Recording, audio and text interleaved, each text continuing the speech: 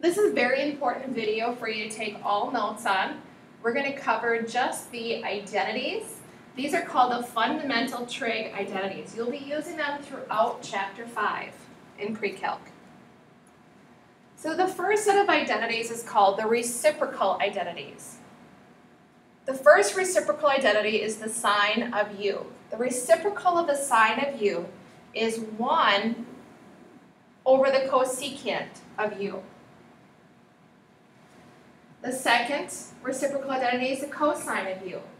The reciprocal is 1 over the secant of u. And then the tangent of u, its reciprocal is 1 over the cotangent of u. Now I did put the big three on top, and then their inverses below them.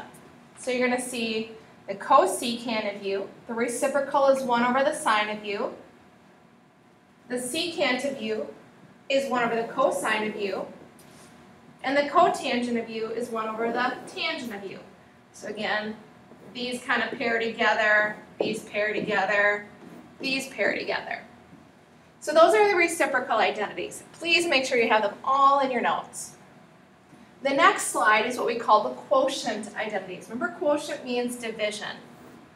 So there are two of them. The first one is the tangent of u. You can divide the sine of u by the cosine of u to get the value for the tangent of u. And then the second one is the reciprocal of the tangent u, which is now cosine over sine. The third slide, probably the most important slide that you'll see over and over again, is called the Pythagorean identity. And there are three of them. The most popular one is sine squared of u plus cosine squared of u equals 1. You can rewrite that Pythagorean identity. I'm going to show you a couple ways that you can rewrite it. You could solve it for the sine squared of u. So sine squared of u would then equal 1 minus cosine squared of u. Or you could rewrite it as cosine squared of u equaling 1 minus sine squared of u. So those are two more ways to rewrite this Pythagorean identity, just in a different order. The next identity is 1 plus tangent squared of u equals secant squared of u. Again, you can rewrite it in different ways.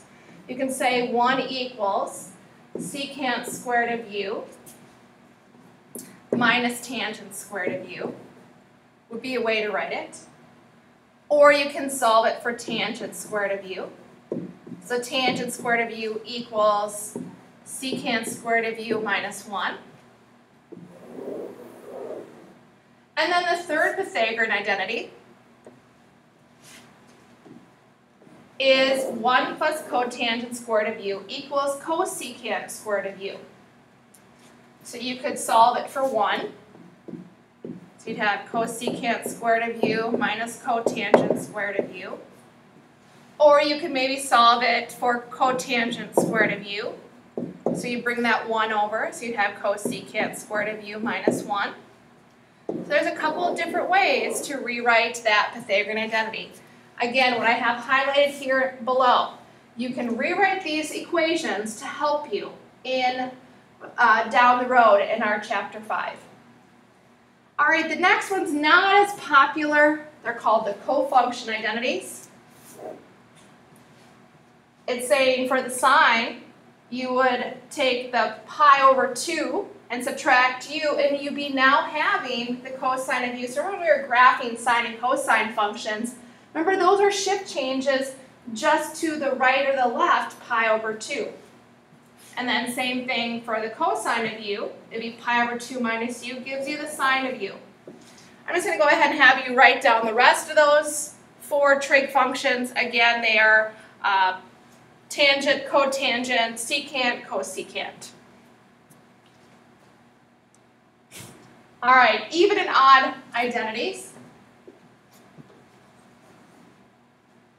When you evaluate the sine function with a negative u, your answer would be negative sine of u. For the cosine of negative u, you would end up with a positive cosine of u. For cosecant of negative u, you'd end up with a negative cosecant of u. And secant of negative u, you'd end up with a positive secant of u. And our last set, negative, you'd end up with a negative tangent of u. Negative, end up with a negative cotangent of u.